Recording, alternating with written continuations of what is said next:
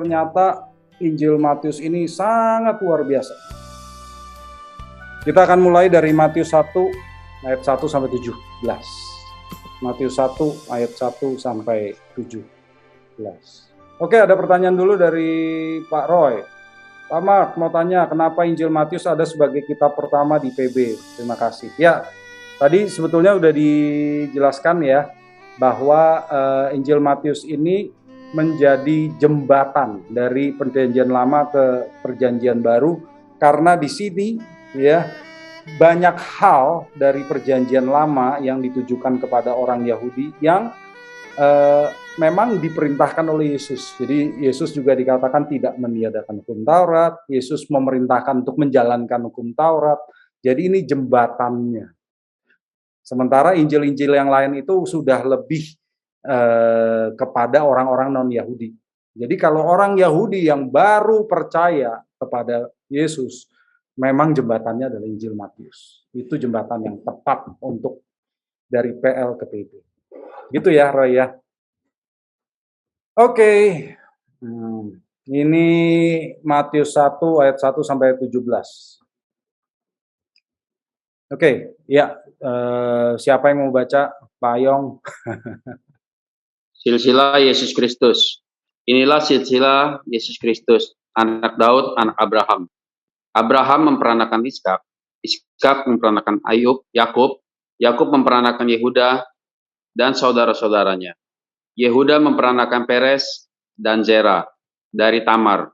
Peres memperanakan Hesron, Hesron memperanakan Ram, Ram memperanakan Abinabab, Abinabab memperanakan Nahason, Nahason memperanakan Salmon, Salmon memperanakan Boas dari Rahab, Boas memperanakan Obed dari Rut, Obed memperanakan Isai, Isai memperanakan Raja Daud, Daud memperanakan Salomo dari istri Uria, Salomo memperanakan Rehabeam, Rehabeam memperanakan Abia, Abia memperanakan Asa, Asa memperanakan Yosafat, Yosafat memperanakan Yoram, Yoram memperanakan Uzia, Uzia memperanakan Yotam, Yotam memperanakan Ahaz, Ahaz memperanakan Hizkia, Hizkia memperanakan Manasye, Manasye memperanakan Amon, Amon memperanakan Yosia, Yosia memperanakan Yehonya dan saudara-saudaranya pada waktu pembuangan ke Babel.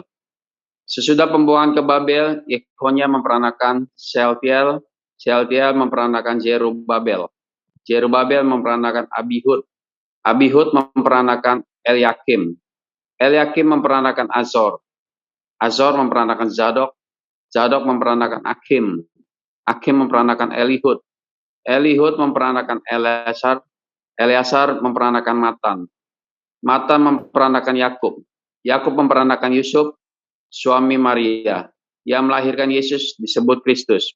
Jadi seluruhnya ada 14 keturunan dari Abraham sampai Daud, 14 keturunan dari Daud sampai pembuangan ke Babel, dan 14 keturunan dari pembuangan ke Babel sampai Kristus. Ya, terima kasih Pak Yong. Ya, kalau Bapak Ibu mungkin berpikir, ngapain gitu ya ditulis ini nama-nama segini banyak. Ya, Bapak Ibu juga mikir kan, aduh ini seperti satu tawarik pasal-pasal awal isinya nama semua. Buat apa? Nah, hari ini saya tunjukkan, ini luar biasa Bapak Ibu ya. Ini adalah kebenaran yang luar biasa yang perlu kita pahami. Nah, kita mulai dari ayat pertama dulu Bapak Ibu. Ayat pertama ini adalah judul atau pembukaan dari Injil Matius. Dalam bahasa asli saya bacakan, Vivlos Geneseos Yesus Christus Uiu David Iu Abraham. Ya, bunyinya begitu. Nah, di sini kenapa saya pakai bahasa asli? Karena istilah silsilah Yesus Kristus dalam bahasa aslinya menggunakan kata dasar Genesis. Kalau bahasa Inggris Genesis, Genesis permulaan. Permulaan. Nah, itu kitab apa? Genesis itu kalau dalam bahasa Inggris kitab apa Bapak Ibu? Kejadian. Kitab Kejadian. Coba. permulaan. Jadi inilah juga yang menyebabkan Matius itu jadi kitab nomor 1 dalam PB. Karena kitab Kejadian itu namanya Genesis. Itu mirip sekali ya di dalam Matius 1 ayat 1 ini mirip dengan bunyi Kejadian 2 ayat 4 dan 5 ayat 1. Ya. Nah, kemudian kalau Genesis ini artinya permulaan, permulaan apa ini Bapak Ibu? Permulaan apa? Coba kita lihat. Kitab Kejadian itu mengawali permulaan sejarah dunia, betul nggak? Matius itu yang menceritakan tentang Yesus itu membawa permulaan yang baru bagi sejarah dunia. Permulaan apa? Tadi kita sudah belajar tujuan penulisan kitab Matius apa? Dua hal, yaitu apa? Menceritakan Yesus itu adalah Mesias. Dan yang kedua, kehadiran kerajaan Allah. Nah, dua hal inilah yang menunjukkan bahwa ini permulaan yang baru buat dunia. Jadi kita melihat Matius itu mengatakan, ini adalah klimaks dari sejarah dunia. Sampai kapanpun. Ya, ini awal yang baru, a new beginning. Ketika Yesus itu hadir. Jadi ayat ini sedemikian singkatnya itu membawa arti yang sangat luar biasa. Ya, kita lihat tadi di ayat 1 di sini diperkenalkan nama Yesus. Ya, Yesus bahasa aslinya Yesus. Itu adalah versi Yunani untuk nama bahasa Ibrani Yeshua. Yeshua ya, kalau bagi orang-orang Yahudi nama Yeshua ini bukan nama yang aneh gitu ya.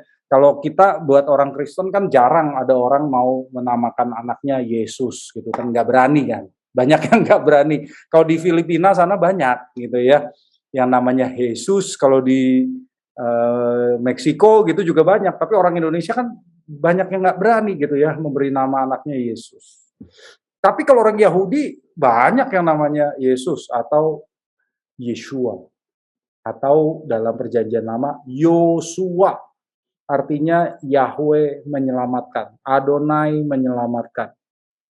Nah, Kristus, Yesus Kristus, bahasa aslinya Kristos. Kristos itu artinya yang diurapi. Ya, ini adalah terjemahan dari bahasa Ibrani Mashiach, atau dalam bahasa kita Mesias, Mashiach, yaitu tokoh yang membawa pembebasan bagi bangsa Israel sesuai dengan janji Allah kepada Daud. Ini kita lihat di 2 Samuel 7 ayat 11 sampai 16 dan juga 2 Tawarikh 6 ayat 16. Coba saya minta Pak Stanley baca 2 Tawarikh 6 ayat 16. 2 Tawarikh 6 ayat 16. 2 Tawarikh 6 ayat 16 ya.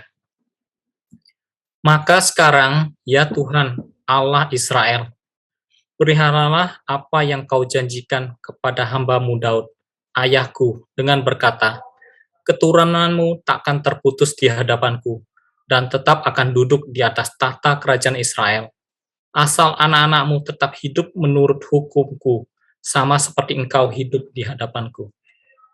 Nah ya, jadi kita lihat ya, keturunan dari Daud itu tetap akan duduk di tahta kerajaan Israel, dan Mesias itu adalah tokoh yang menggenapi janji Allah kepada Daud bahwa dia akan menjadi raja ya dalam dinasti Daud. Ya. Dan istilah yang berikutnya yang dipakai untuk nama Yesus adalah anak Daud. Wah, anak Daud ini adalah tokoh yang mengukuhkan tahta Daud, ya. Jadi di 2 Samuel 7 itu Nabi Nathan digunakan oleh Allah untuk memberikan janji kepada Daud bahwa tahtanya itu akan terus berlangsung.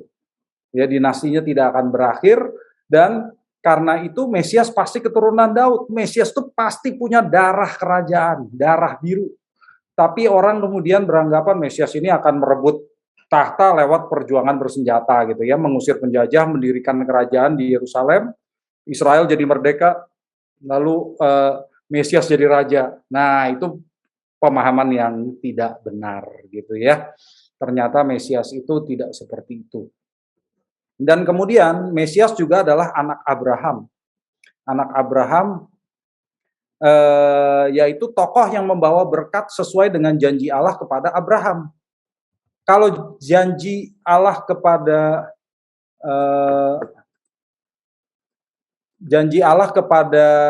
Daud itu adalah bahwa apa?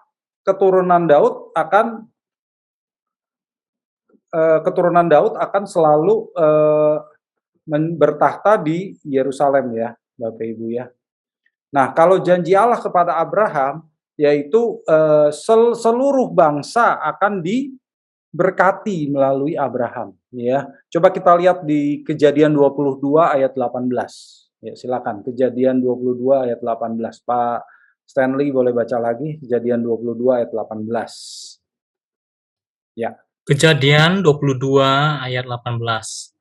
Oleh keturunanmu lah semua bangsa di bumi akan mendapatkan berkat, karena engkau mendengarkan firman-Ku. Ya, jadi Mesias ini juga tidak hanya sekadar membawa janji Allah kepada Israel saja ya Bapak Ibu, tetapi juga kepada semua bangsa. Ya, kepada semua bangsa.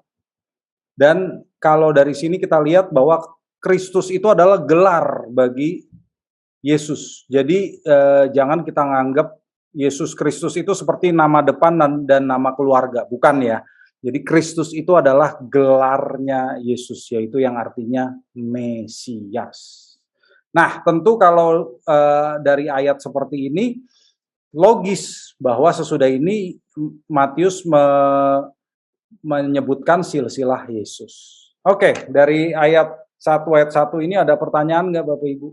Ini satu ayat yang pendek tetapi artinya sangat dalam.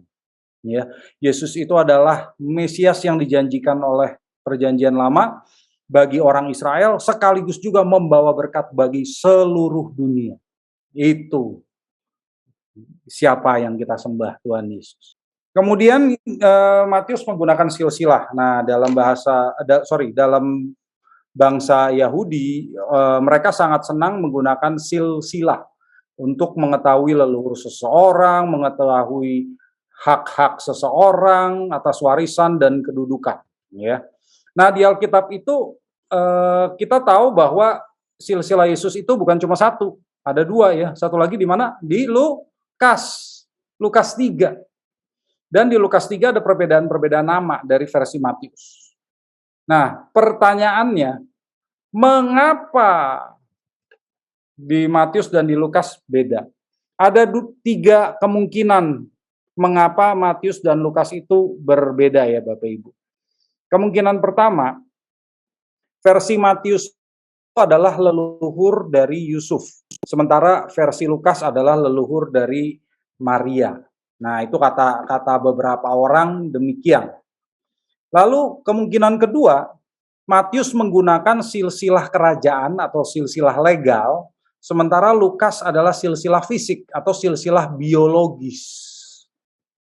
Dan kemungkinan ketiga, Yusuf punya 2 ayah. Sekarang pertanyaan saya, mungkin nggak orang punya 2 ayah? Mungkin nggak punya 2 papa, mungkin nggak? Tidak, Pak. Mungkin, Pak. Mungkin. Gimana caranya? Ayah angkat.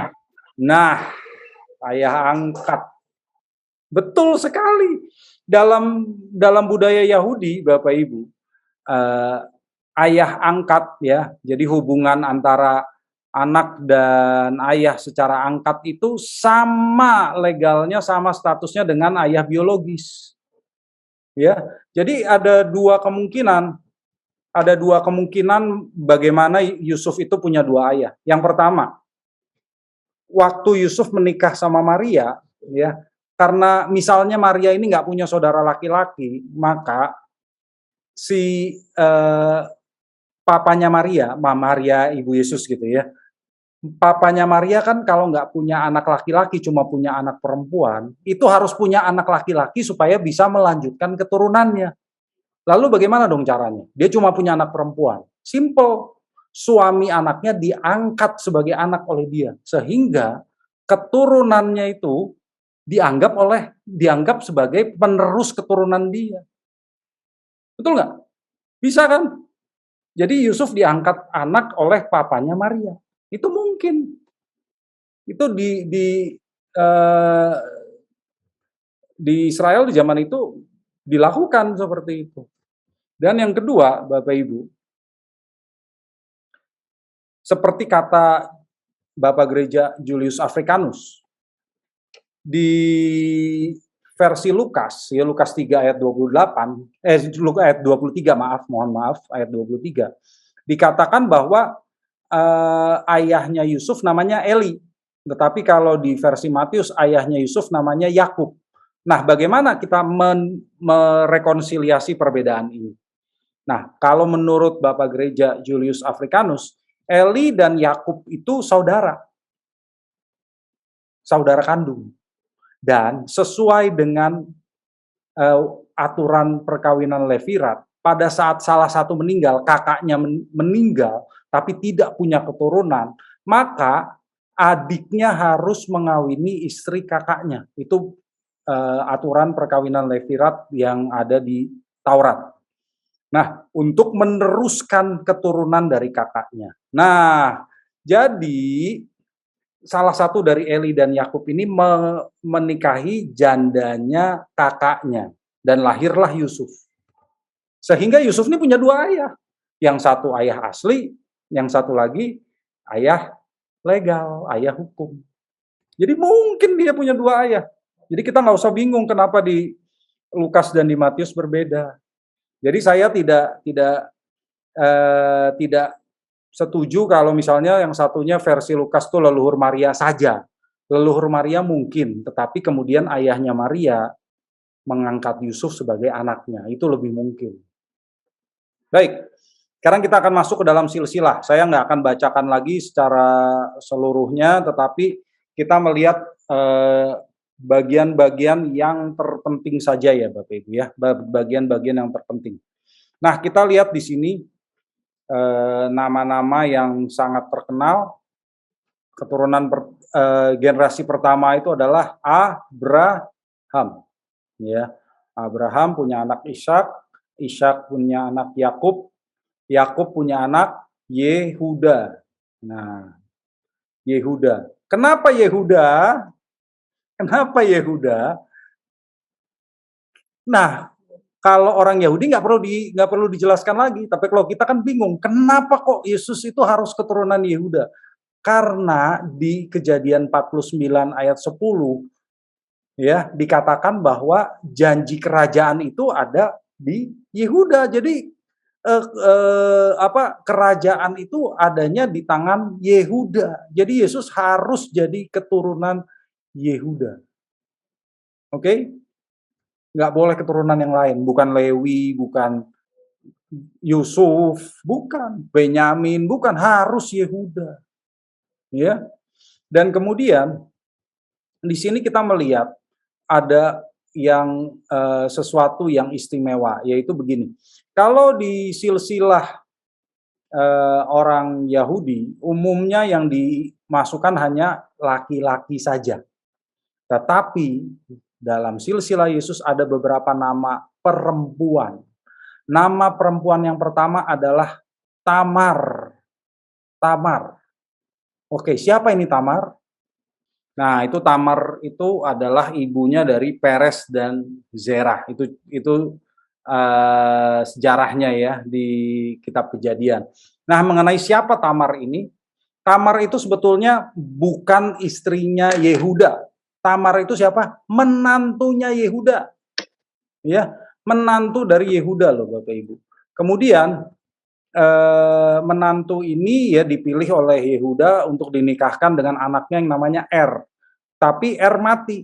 Lalu Tamar dikawini oleh adiknya Er karena itu perkawinan Levirat. Adiknya Er namanya Onan.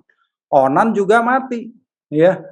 Nah, lalu Tamar menyamar menjadi pelacur. Dan akibatnya dia mengandung dari mertuanya sendiri, yaitu Yehuda. Dan memang Tamar juga melakukan itu supaya Yehuda punya keturunan, dan lahirlah yang namanya Peres dan Zerah. Nah, di sini kita lihat bahwa Yesus tuh harus jadi keturunan dari Peres, ya. Nah, terus kita lihat lagi di sini. Ada Peres, Hezron, Ram, Aminadab, Nahason, Salmon. Nah, Salmon. Salmon di sini yang menarik, muncul lagi nama perempuan, yaitu Rahab. Siapa Rahab? Di Yosua 2 itu dijelaskan bahwa Rahab itu adalah orang Kanaan, ya. Dia pelacur di Yeriko yang melindungi 2 pengintai yang dikirim oleh Yosua. Tapi di PL tidak ada catatan bahwa Rahab itu dikawini oleh Salmon. Salmon itu bukan ikan salmon ya Bapak Ibu ya, itu nama orang ya, nama orang. Jadi namanya Salmon ya. Kemungkinan sih kalau yang sangat mungkin adalah si Salmon itu salah satu dari 2 pengintai yang dikirim oleh Yosua itu ya, salah satunya, dan akhirnya dia yang mengawini si Rahab ya. Jadi kalau menurut Targum dan tulisan rabbinik, Rahab itu pemilik penginapan sebetulnya. Jadi dia itu bukan cuma sekedar pelacur, bukan. Dia itu pemilik penginapan, tapi di zaman itu penginapan dan rumah bordil itu adanya di satu tempat biasanya. Jadi kalau pengintai-pengintai yang dikirim oleh Yosua itu menginap di sana, bukan berarti mereka melanggar perintah Yosua gitu ya, tetapi mereka memang nginepnya di sana gitu, memang itu penginapan, ya. Di tempat Rahab itu penginapan. Dan juga itu yang menjelaskan mengapa ketika tentara prajurit Yeriko mencari kedua pengintai itu, dia datangnya ke tempat Rahab karena itu penginapan gitu loh. Jadi mereka tahu ini pasti nih mata-matanya nginepnya di sini gitu, ya. Nah, itu orang kedua. Jadi kita melihat ada Tamar, ada Rahab. Dan yang ketiga, anaknya Salmon itu namanya Boas, dan dia menikah dengan Ruth. Siapa Ruth? Siapa tuh Ruth? Banyak orang Kristen yang namanya dikasih nama Ruth. Ruth itu bukan orang Yahudi juga. Ruth adalah orang Moab, yaitu menantu Naomi. Ya, tetapi karena anaknya Naomi itu meninggal, Ruth dibawa pulang oleh Naomi ke tanah Israel. Dan kemudian dari Boas dan Ruth lahirlah Obed, dan dari Obed lahirlah Isai. Nah, dari ayat Matius 1 ayat 2 sampai 5 ini kita melihat ada 13 generasi dari Abraham sampai ke Isai. Ya, Abraham sampai ke Isai. Nah, kemudian ayat-ayat berikutnya dari Isai sampai pembuangan ke Babel. Nah, kita lihat di sini dikatakan Isai memperanakan Raja Daud. Wah, ini kita nggak boleh sembarangan loh baca ini. Bukan Daud, bukan Raja Daud. Ya, yang lain nggak ada yang tulis raja. Cuma Daud yang raja. Ini menunjukkan bahwa Mesias itu benar-benar keturunan kerajaan dan dia dalam dinasti Daud. Ya. Jadi kita membaca ini jadi melihat bahwa dari awal Matius memang ingin menyampaikan bahwa Yesus itu anak Daud dan dia layak jadi raja. Ya, Bapak Ibu. Nah, di sini kemudian ada nama perempuan lagi yang keempat, yaitu Batsheba. Ya, Batsheba. Siapa itu Batsheba? Batsheba itu perempuan, ya, istri Uria. Ya, istrinya Uria yang lagi mandi, terus si Daud lagi santai di atas istananya, lihat, itu siapa tuh, cewek siapa tuh, ya kan? Terus langsung diambil sama dia, gitu kan ceritanya ya. Nah, jadi kita melihat di sini bahwa Batsheba menurut orang Yahudi pun moralnya dipertanyakan. Karena dia seperti Tamar, dia seperti Rahab. Ya. Jadi ada skandal di sini, skandal dengan Daud. Ya, tetapi kemudian dari anak Batsheba inilah dinasti Daud berlanjut, yaitu dengan lahirnya Salomo. Ya. Salomo. Kemudian dari Salomo, Rehabeam, Abia, Asa, Yosafat, dan kemudian Yoram. Nah, kita lihat di sini nih. Ternyata ada hal yang menarik ya, yang Bapak Ibu kalau nggak perhatikan dengan jeli, mungkin nggak tahu gitu ya. Dari Yoram di sini langsung ke siapa? Uzia. Ternyata di sini ada 3 raja yang dilompati loh, Bapak Ibu. Ada 3 raja yang dilompati oleh Matius. Dan semua itu keturunan, jadi anaknya Yoram itu namanya Ahazia. Anaknya Ahazia namanya Yoas. Anaknya Yoas itu namanya Amazia. Baru anaknya Amazia itu namanya Uzia.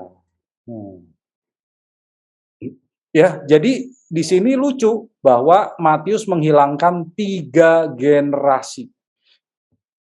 Jadi sebetulnya kalau yang benar dari Raja Daud sampai ke pembuangan ke Babel bukan 14 generasi, tapi berapa?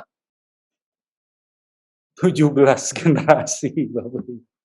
Ya, bukan 14 generasi. Bukan, itu dihilangkan 3 raja.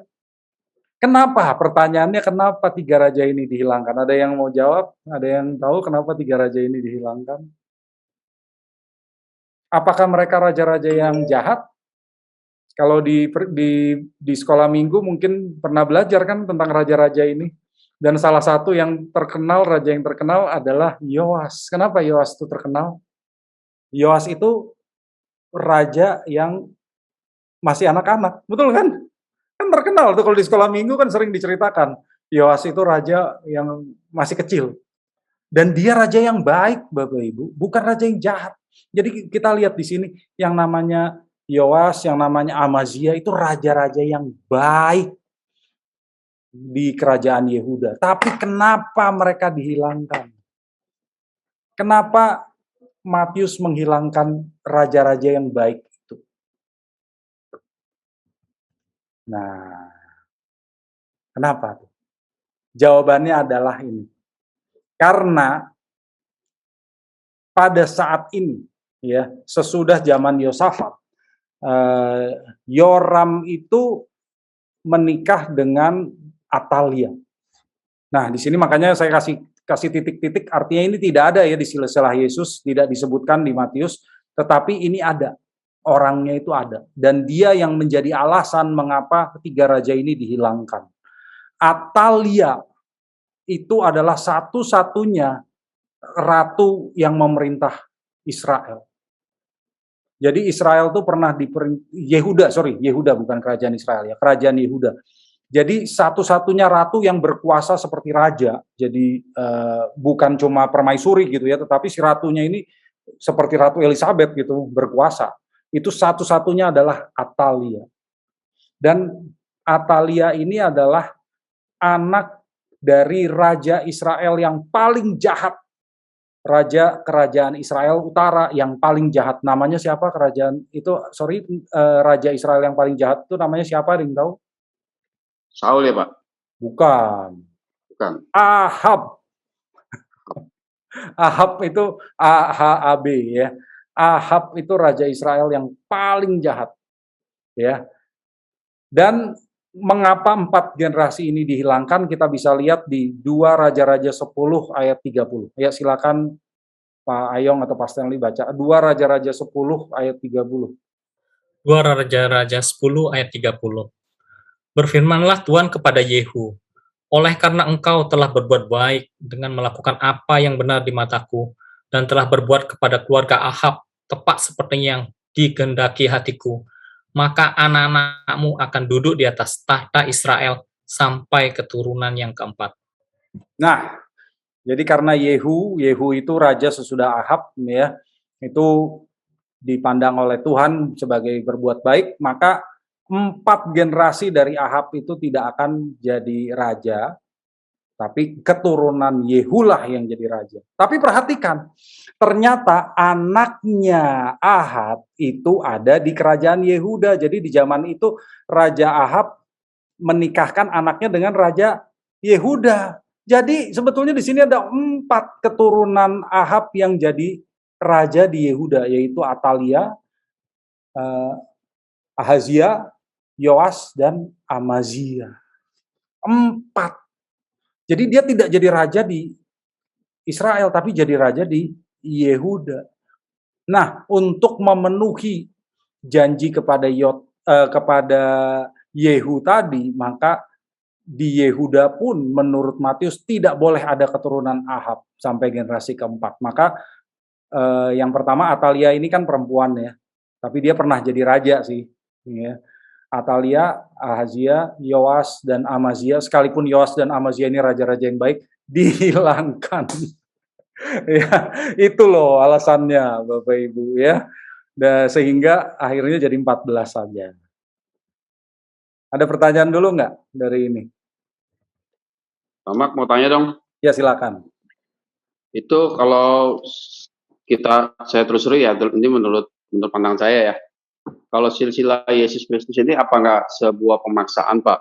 Kalau misalnya maksudnya melanggar kekudusan, seperti keturunan Tamar di situ kan, terus sama keturunan Daud, yaitu Salomo kan dari istri Uria. Itu kan bukannya jalurnya udah bukan dengan kekudusan lagi, maksudnya gitu Pak? Karena hasil daripada perbuatan jahat di mata Allah kan? Skandal ya, dari skandal. Iya, skandal gitu. Apakah bukan keturunan dari awal mulai dari keturunan Abraham sampai Yesus Kristus itu bukannya pemaksaan, maksudnya pemaksaan keturunan gitu Pak? Nah, itu pertanyaan bagus sekali tuh. Ya, Pak Ayong, pertanyaan yang bagus sekali. Kita lihat ya, jadi di sini ternyata Mesias itu keturunan dari orang-orang yang tidak sempurna. Itu loh pesan yang dibawakan oleh Matius ya. Tuhan pakai orang-orang nggak sempurna ini, perempuan-perempuan yang juga bisa dikatakan moralnya dipertanyakan. Ada pelacur di situ, ada orang Moab itu dibenci loh sama orang Israel loh. Rut itu sekalipun orang baik, dia tuh orang Moab dan Moab tuh musuhnya Israel. Ya. Lalu ada Batsheba yang istrinya orang lain direbut oleh Daud. Kita lihat orang-orang tidak sempurna yang ada di sini. Perempuan-perempuan yang disebutkan juga perempuan yang nggak sempurna. Tapi Tuhan bisa pakai mereka. Tuhan bisa mengubah mereka dan memakai mereka dalam rencana keselamatannya. Itu yang bagus. Ya, jadi kita nggak boleh kecil hati kalau kita juga orang yang nggak sempurna. Keturunan, jadi leluhurnya Yesus juga orang-orang yang tidak sempurna. Itu loh yang mau disampaikan oleh Matius. Ya. Ada lagi? Pak Mak. Ya, silakan. Perkawinan Levirat itu masih berlaku sampai sekarang nggak di Israel itu? Kalau sampai sekarang saya kurang tahu Pak Kun, ya. Tapi kalau sampai di zaman Yesus masih. Kalau sampai sekarang saya nggak tahu apakah mereka masih melakukan itu atau tidak. Ya, mungkin udah enggak sih, udah modern sekali kan sekarang. Ya, kalau di zaman itu mereka ingin supaya nama mereka itu kan terbawa ke keturunannya karena mereka mencatat ya. Mereka mencatat silsilah.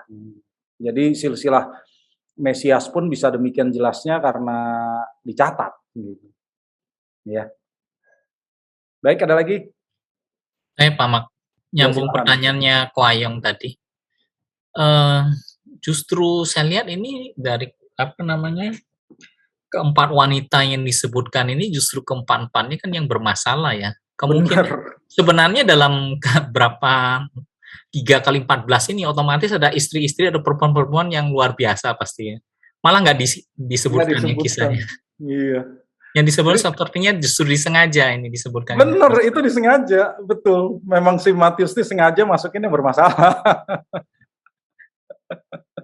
Jadi dia itu ada tujuannya memang nunjukin ini perempuan-perempuan yang bermasalah, orang-orang non-Yahudi ada loh di silsilahnya Mesias.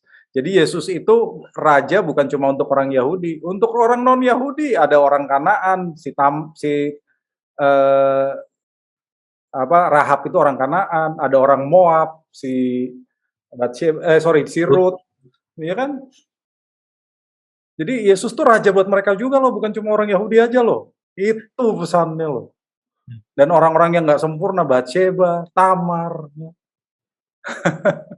raja-raja yang jahat. Loh, dinasti Daud ini banyak raja jahatnya. Ini si Atalia ini ratu yang satu-satunya pernah memerintah Yehuda, itu sangat jahat karena dia itu anaknya Ahab. Sangat jahat. Ya, semua anak pangeran-pangeran dibunuh semua. Cuma satu yaitu Yoas yang disembunyikan sehingga nggak dibunuh oleh Atalia. Semuanya dibunuh. Jahat sekali dia. Oke, jadi kita lihat di sini ada raja yang baik dan raja yang jahat. Tapi raja yang baik malah dihilangkan. Kenapa? Karena dia keturunan Ahab. Itu alasannya.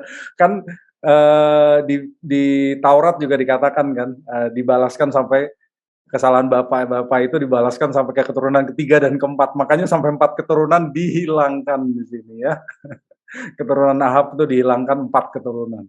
Oke, dan sekarang kita melihat kejanggalan berikutnya, Bapak Ibu. Kejanggalan berikutnya, yaitu di keturunan ke-28 ya, dari 14 sampai ke 28 di sini dikatakan Yehonya dan saudara-saudaranya. Yehonya dan saudara-saudaranya. Nah, kita lihat Yehonya itu kalau di Perjanjian Lama namanya Yoyakin. Yoyakin ya. Kalau nama lainnya Yehonya atau Konya. Konya ya. Kalau dalam bahasa Inggris Jekonia. Nah, sebetulnya di sini kita melihat ya bahwa dari Yosia ada satu raja lagi namanya Yoyakim. Anaknya Yoyakim baru namanya Yekonya. Tetapi hilang itu si Yoyakim. Jadi dihilangkan lagi satu raja. Kok bisa ya? Kok bisa nih? Kalau yang ini kan yang tiga ini udah jelas ini karena Ahab. Yang ini satu kenapa hilang? Apakah Yoyakim ini jahat? Betul, Yoyakim jahat. Tapi Yoyakin, anaknya ini lebih jahat lagi. Jadi kalau dikatakan Yoyakim itu jahat, makanya dihilangkan. Yoyakin lebih jahat lagi, Bapak Ibu. Mengapa? Ya, kenapa si Yoyakim ini dihilangkan? Nah, ternyata jawabannya di sini. Nah, kalau Bapak Ibu nggak ikut ini kan Bapak Ibu nggak tahu. Kita lihat ya, 2 Raja-Raja 24 ayat 6. Ini dalam bahasa Indonesia. Kemudian Yoyakim mendapat perhentian bersama-sama dengan nenek moyangnya. Maka Yoyakin, anaknya, menjadi raja menggantikan dia. Itu dalam bahasa Indonesia. Dalam bahasa Yunani, Septuaginta, yang digunakan oleh Matius. Matius itu Alkitabnya Septuaginta. Ya, bahasa Yunani, bukan bahasa Ibrani. Nah, kita lihat nih. Ekimithi Yoakim, tuh ya Yoyakim ya. Metaton patero naftu ke eval silefsen Yoakim iosaftu andaftu. Nah, perhatikan. Di sini di bahasa Yunani Yoyakim dan Yoyakin dua-duanya dikasih nama Yoakim. Tuh, sama namanya. Itu alasannya Bapak Ibu. Jadi di dalam bahasa Yunani Yoyakim dan Yoyakin itu namanya sama, tapi orangnya beda. Kan lucu banget tuh ya. Jadi di sini Yoyakim mendapat perhentian atau Yoyakim meninggal, maka Yoyakim anaknya menjadi raja gitu. Jadi anaknya namanya Yoyakim juga kalau di bahasa Yunani. Jadi sebetulnya kalau kita lihat Yoyakim dan Yoyakin di silsilah yang digunakan oleh Matius sama-sama ditulis Yehonya. Jadi itu 2 orang yang berbeda. Itu dua orang yang berbeda, Bapak Ibu. Jadi kalau kita melihat di ayat 11, sebetulnya yang dimaksud dengan Yehonya bukan Yoyakin, tetapi Yoyakim. Oke, jadi si Matius tidak menghilangkan satu generasi. Di sini Yoyakim. Kemudian terjadilah pembuangan ke Babel, kata Matius. Ya. Lalu sesudah pembuangan ke Babel, maka di sini ada yang namanya Yehonya lagi, tapi di sini adalah Yoyakin. Jadi Yehonya yang pertama itu Yoyakim, Yehonya yang kedua adalah Yoyakin. Namanya mirip sih ya, Yoyakim, Yoyakin. Jadi Yehonya yang pertama itu Yoyakim, Yehonya yang kedua adalah Yoyakin. Ya. Oke, lalu sesudah pembuangan ke Babel sampai Yesus ada 14 generasi lagi ya. Nah, kita lihat di sini terus Yesus adalah keturunan ke 42 ya dari Yusuf dan Maria. Begitu Bapak Ibu. Nah, ada pertanyaan dulu dari Bu Debi. Kira-kira apa alasan Matius dan Lukas menuliskan silsilah Yesus, padahal tentu mereka sudah tahu bahwa Yesus adalah anak Bapa. Mereka pasti juga tahu bahwa Maria mengandung oleh karena Roh Kudus. Apakah di Israel sana memang silsilah itu penting? Dalam perjalanan iman kita saat ini, silsilah Yesus itu mungkin akhirnya hanya menjadi pengetahuan untuk kita saja. Jadi menurut saya implementasinya dalam hidup sehari-hari apa ya Pak mengenai silsilah ini? Saya pernah mendengar seorang pendeta membawakan silsilah Yesus ini dan setelah diurutkan endingnya katanya kitalah keturunan terakhir. Oke, tadi saya di awal sudah menjelaskan ya Bu Debi bahwa silsilah ini penting buat orang Yahudi untuk menunjukkan bahwa Yesus itu sah sebagai Mesias dan sah sebagai Raja Yahudi. Ya, dan dia juga sah sebagai juru selamat dunia karena dia membawa janji Abraham bagi seluruh bangsa. Jadi kalau silsilah ini tidak ditunjukkan, maka apa buktinya bahwa Yesus itu sah jadi Mesias? Ini penting sekali, gitu loh. Ini penting sekali. Jadi bagi orang Yahudi, mereka harus tahu bahwa Yesus itu sah jadi Mesias. Nah, kalau yang tadi endingnya kitalah keturunan terakhir tuh nggak ada itu di Alkitab. Jadi itu ngarang-ngarang gitu ya.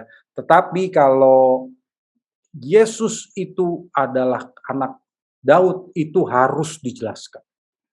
Yesus itu harus anak Daud. Dan dia di sini ya, sekalipun kita tahu bahwa Yesus itu bukan anak fisik dari Yusuf, tetapi secara legal dia itu anak Yusuf, bukan anak Maria. Maksudnya karena orang Yahudi itu menganut patrilineal, menganut garis keturunan laki-laki, maka Yesus itu sah sebagai anak Yusuf.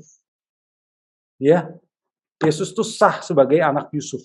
Dan sebagai anak Yusuf, dia juga sah untuk mewarisi garis keturunan kerajaan.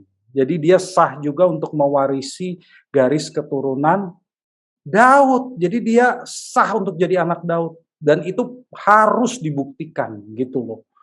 Ya, kalau dia bukan anak biologis dari Yusuf, tetapi secara hukum dia anak Yusuf. Jadi haknya adalah sama dengan anak biologis. Ya, itu hukum orang Yahudi. Kita lanjutkan ya, masih ada sedikit. Nah, ini tadi kita lihat si Yehonya atau Yoyakin itu karena saking jahatnya dikutuk Bapak Ibu, dikutuk oleh Nabi Yeremia. Ya, mari kita lihat, coba Pak Sterling baca Yeremia 22 ayat 28 sampai 30. Yeremia 22 ayat 28 sampai 30. Yeremia 22 ayat yang ke-28. Adakah konya ini suatu benda yang hina? Benar ya. Adakah konya ini suatu benda yang hina, yang akan dipecahkan orang, atau suatu periuk yang tidak disukai orang? Mengapa ia dicampakkan dan dilemparkan ke negeri yang tidak dikenalnya? Hai negeri, negeri, negeri, dengan firman Tuhan. Beginilah firman Tuhan. Catatlah orang ini sebagai orang yang tak punya anak, sebagai laki-laki yang tidak pernah berhasil dalam hidupnya, sebab seorang pun dari keturunannya tidak akan berhasil duduk di atas tahta Daud dan memerintah kembali di Yehuda. Nah, yang namanya Konya itu sama dengan Yehonya sama dengan Yoyakin. Jadi Tuhan melalui Nabi Yeremia, ini Raja Yoyakin, ya. Yeremia ini mengutuk Yoyakin. Pertama, Yoyakin dianggap nggak punya anak, dan ada beberapa pakar mengatakan Yoyakin ini benar-benar tidak punya anak akibatnya, ya. Yang kedua, dia tidak akan pernah berhasil dalam hidupnya. Waduh, ini kok kutukan kayak begini, ya. Dan yang ketiga, keturunannya tidak ada lagi yang duduk di atas takhta Daud dan memerintah di Yehuda. Nah, perhatikan loh Bapak Ibu. Kalau begitu bagaimana dengan Yesus? Katanya Yesus keturunan Yoyakin. Yesus keturunan Yoyakin, dan Yoyakin pernah dikutuk bahwa keturunannya tidak akan ada lagi yang memerintah di Yehuda, menjadi raja. Tapi si Matius dengan jelas-jelasnya mengatakan bahwa Yesus itu keturunan Yoyakin. Mengapa coba Bapak Ibu? Kenapa bisa demikian? Kenapa bisa demikian? Tapi saya kasih tahu ya, Bapak Ibu, Yoyakin ini ketika dia dibuang ke Babel, kemudian dia bertobat. Jadi sekalipun dia jahat sekali, dia akhirnya bertobat. Dan pada 2 Raja-Raja 25 ayat 27, Raja Babel yang namanya Evil-Merodah itu membebaskan Yoyakin dari penjara, dan akhirnya dia diizinkan makan bersama dengan raja, dan kehidupannya disupport oleh Raja Babel. Kenapa? Karena dia sudah bertobat. Jadi apakah Tuhan mencabut kutukannya karena Yoyakin bertobat? Atau enggak? Ya, coba kita lihat ya. Nah, inilah kecantikan dari silsilah versi Matius dan silsilah versi Lukas. Yesus itu tidak terpengaruh kutukan Yoyakin. Ya, kita lihat nih. Menurut Matius, Yesus itu ada di jalur Salomo. Menurut Lukas, Yesus itu ada di jalur Nathan. Nathan itu juga anak Daud ya. Jadi ada anak Daud yang namanya Nathan, bukan Nabi Nathan saja. Anak Daud ada yang namanya Nathan. Nah, kemudian di sini Salomo ya menjadi di Matius itu sampai ke Yakub, lalu kalau Nathan terus sampai ke Eli, ya. Dan dua-duanya punya anak Yusuf. Dan kita tadi sudah lihat bahwa sangat mungkin bahwa Yusuf itu punya 2 ayah, salah satunya ayah angkat. Nah, kalau dengan demikian, kalau salah satu dari silsilah ini adalah silsilah legal dan salah satu yang lainnya adalah silsilah biologis, maka Yesus tidak terpengaruh kutukan Yoyakin ini. Karena secara biologis dia bukan keturunan Yoyakin. Tetapi secara legal dia masih keturunan Yoyakin. Karena Yusufnya punya 2 ayah. Selesai masalahnya. Yesus nggak terpengaruh kutukan Yoyakin itu. Ya, cantik kan? Makanya kalau kita lihat di Alkitab ada dua silsilah seperti ini, kita jadi kagum. Oh, bisa begitu ya? Ya bisa. Jadi secara jalur kerajaan tuh jelas bahwa Yesus tuh keturunan dari raja-raja Yehuda itu, tetapi sesungguhnya dia juga punya jalur keturunan yang lain, leluhur yang lain, sehingga dia tidak terpengaruh kutukan Yoyakin. Ya. Lalu ada lagi yang lain. Nah, kita lihat nih. Di silsilah Yesus juga ada 2 nama yang agak berbeda, yaitu ayahnya Sealtiel ya, di Lukas 3 ayat 27 dan Matius 1 ayat 12. Nah, Zerubabel ini orang yang terkenal, dia adalah gubernur Yudea yang ditunjuk oleh Raja Koresh, ya, dan dialah yang mendirikan Bait Allah kedua, ya, Bait Allah Zerubabel. Nah, Sealtiel ini kalau di Matius dikatakan anaknya Yekonya atau anaknya Yoyahin. Sementara di Lukas dikatakan anaknya Neri. Nah, yang benar mana? Ya, mungkin karena Yekonya tadi dikutuk tidak punya anak oleh Nabi Yeremia, berarti dia sebetulnya anaknya Neri. Tapi Yekonya mengangkat Sealtiel sebagai anaknya. Selesai kan? Ya, karena dia memang dikutuk nggak punya anak.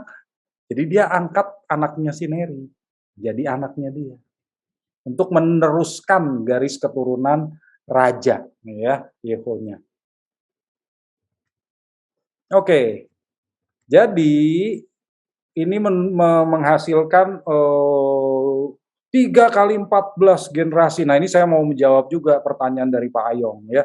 Untuk seluruh keturunan dari Abraham sampai Daud, lalu sampai ke pembuangan ke Babel, lalu sampai Kristus, lalu 14 keturunan. Apakah 14 itu adalah rencana atau rancangan Allah atau hanya kebetulan saja? Sebetulnya nggak kebetulan nih Bapak Ibu ya. Tadi kita udah lihat bahwa dari Daud ke Babel itu ada 3 raja yang dihilangkan. Jadi sebetulnya di sini 17. Tapi si Matius menghilangkannya sengaja. Jadi supaya jadi 14. Salah satu alasan kenapa harus 3 kali 14 adalah karena gematria nama Raja Daud, ya, DVD adalah 4 plus 6 plus 4, 14.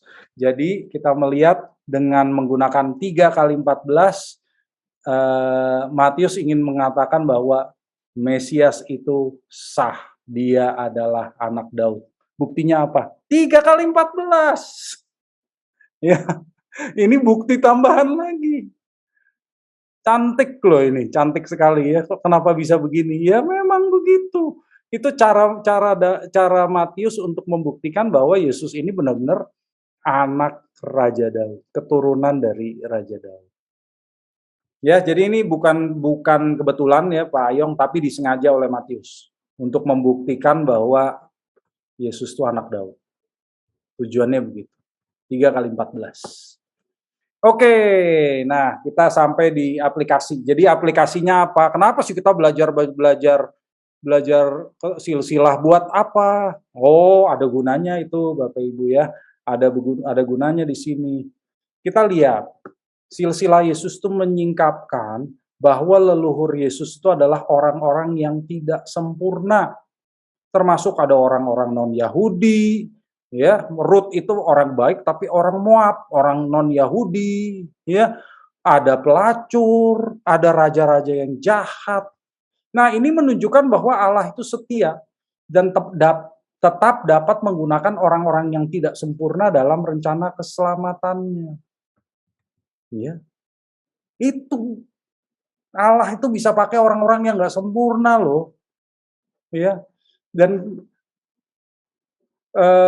kita lihat di sini kalau Allah setia, ya, dan Dia terbukti dapat sanggup melestarikan garis keturunan Mesias sampai ke Yesus, bahkan dengan menggunakan orang-orang non-Yahudi, apalagi yang kita ragukan, Bapak Ibu? Apalagi yang kita ragukan?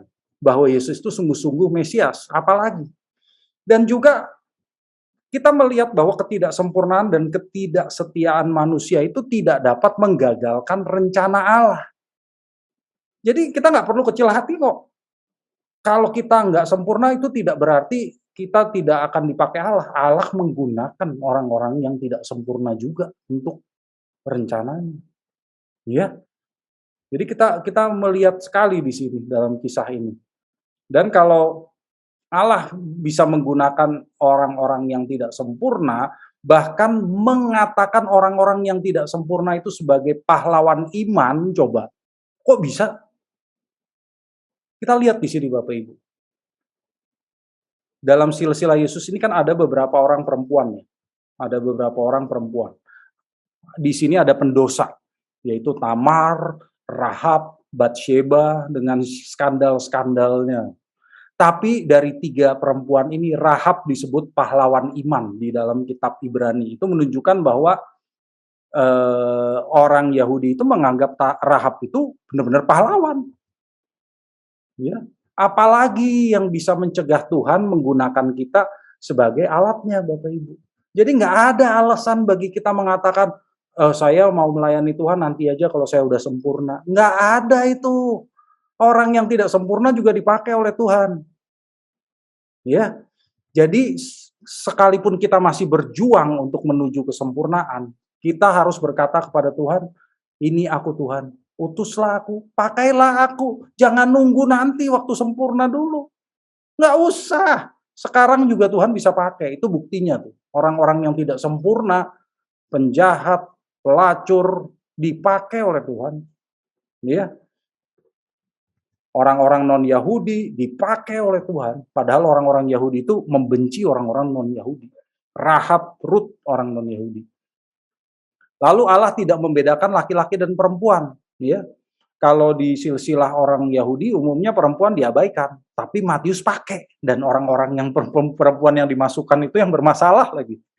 Dan kehadiran Mesias itu mengembalikan kesetaraan gender dan martabat perempuan, Bapak Ibu. Ya, jadi dari sini kita melihat aplikasi lain lagi bahwa kalau Allah menganggap laki-laki dan perempuan itu setara, masihkah kita menganggap perempuan itu lebih rendah daripada laki-laki? Masihkah kita membenarkan penindasan perempuan oleh laki-laki dengan alasan harus tunduk? Ya, nggak boleh begitu dong. Kan Allah juga menganggap laki-laki dan perempuan itu setara. Jadi laki-laki juga tidak boleh sewenang-wenang terhadap perempuan. Bahkan dari perempuan-perempuan yang tidak sempurna ini loh, Yesus itu dilahirkan. Ya, kita lihat dari nama-nama yang digunakan ini, nama-nama yang tidak sempurna, Bapak Ibu. Dan terakhir, Yesus itu punya leluhur orang Yahudi dan non-Yahudi. Jadi Yesus itu sah untuk menjadi Mesias baik bagi bangsa Yahudi maupun bagi bangsa non-Yahudi. Ya. Dan yang kedua, Yesus itu mempunyai leluhur Raja Daud. Berarti Yesus sah untuk menjadi raja dan memulihkan tahta Daud. Kalau Yesus sah untuk menjadi Mesias, Yesus sah menjadi raja, apalagi keraguan kita untuk mengikut dia. Itu yang sudah dibuktikan oleh Matius. Matius ingin buktikan Yesus itu Mesias dan Raja. Udah nggak ada yang perlu diragukan. Dialah Mesias itu. Ikutlah dia. Jadi itu Bapak Ibu tujuan silsilah dituliskan di Alkitab. Jangan heran lagi sesudah ini mengapa kok ada kitab-kitab seperti 1 Tawarikh yang mengandung daftar nama begitu panjang gitu ya, sampai kita bingung. Ini buat apa saya baca nama-nama ini? Kita lihat dari 17 ayat yang kita baca ini, ternyata banyak hal yang kita temukan, Bapak Ibu. Ini semua harusnya, ayat-ayat awal dari kitab Matius ini, memberi kita semangat untuk mempelajari bahwa apa yang tadi terjadi di abad pertama Masehi itu memang merupakan klimaks dari seluruh sejarah dunia. Itulah klimaksnya, yaitu kehadiran Mesias dan Raja. Ya, amin Bapak Ibu. Itu yang bisa saya sampaikan. Jika masih ada pertanyaan, saya persilakan. Kalau tidak ada yang bertanya, mungkin ini Pak Mak, saya ada satu pertanyaan lagi Pak Mak. Silakan Mas Terli. Ya, dari kesimpulan tadi, apa yang bisa makna yang kita ambil tadi itu.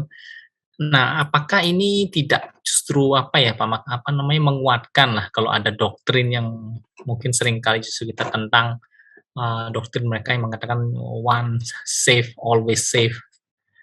Bahwa mereka kan percaya bahwa walaupun dengan free will manusia itu tidak mungkin bisa menggagalkan rencana Allah bahwa orang yang sudah diselamatkan itu bisa lolos, ya, bisa menjadi binasa.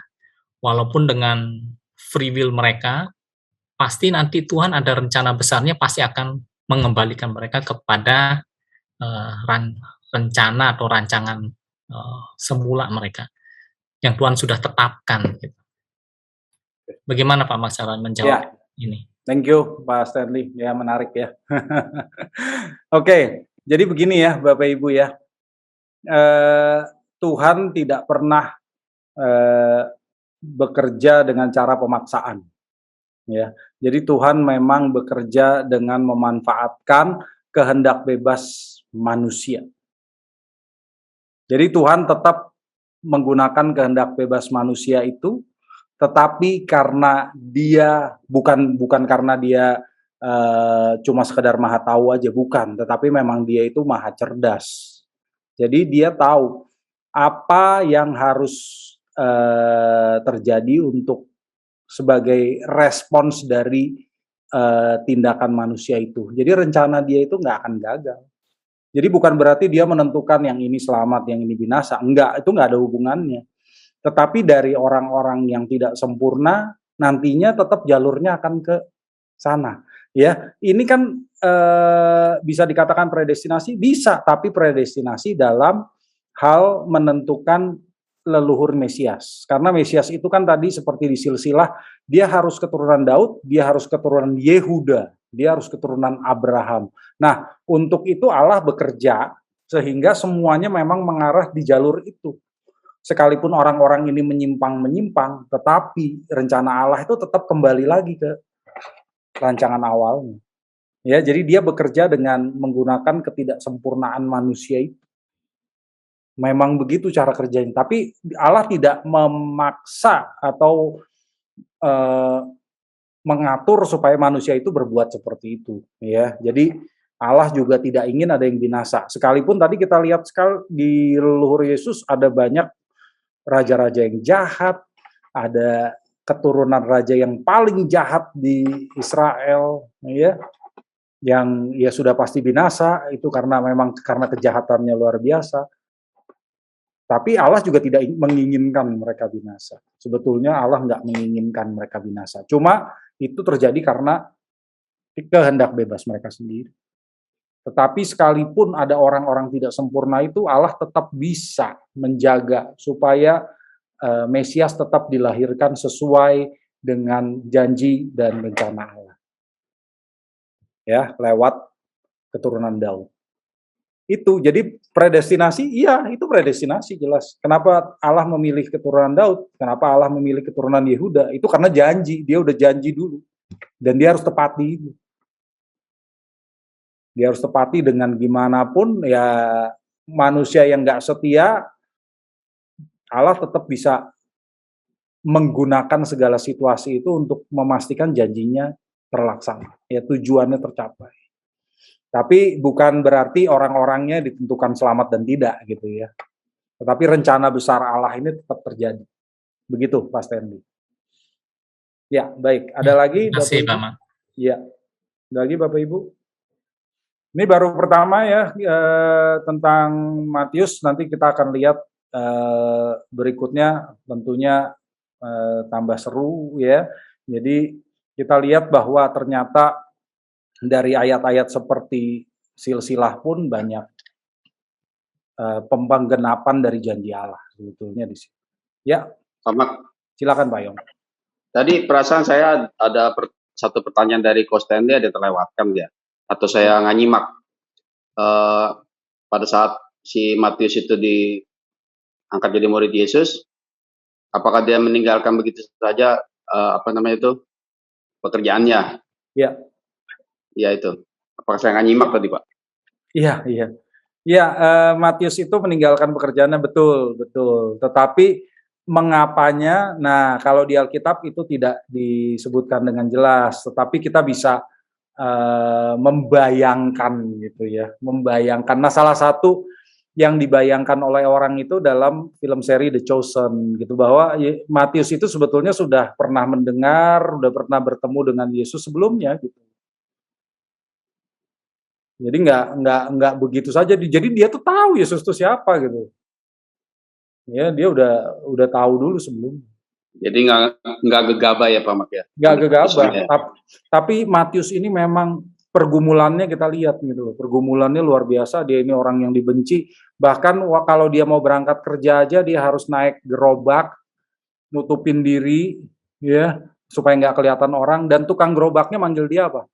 Sampah masyarakat, begitu manggilnya. Tapi duitnya banyak, Pak. Sekali dia. Ya. Tapi pekerjaannya lahan basah kan? Lahan basah, Ini kaya banyak. dia. Kaya sekali, Matius itu kaya sekali. Cuma Apa? dibenci. Serialnya bisa dinonton di mana, Pak? Oh, di thechosen.tv, Pak. Ya, saya tulis di grup. Saya tulis di- Boleh, Pak. Boleh, Pak. Ini in the meeting. Oke, ini thechosen.tv ya. Itu bagus kok, itu bagus. Jadi kita bisa membayangkan loh, ini bukan memang itu soal tadi kisah Matius itu memang bukan dari Alkitab gitu ya, tapi kita bisa membayangkan, ya masuk akal juga sih kalau itu yang terjadi gitu. Makasih, Pak. Ya, baik.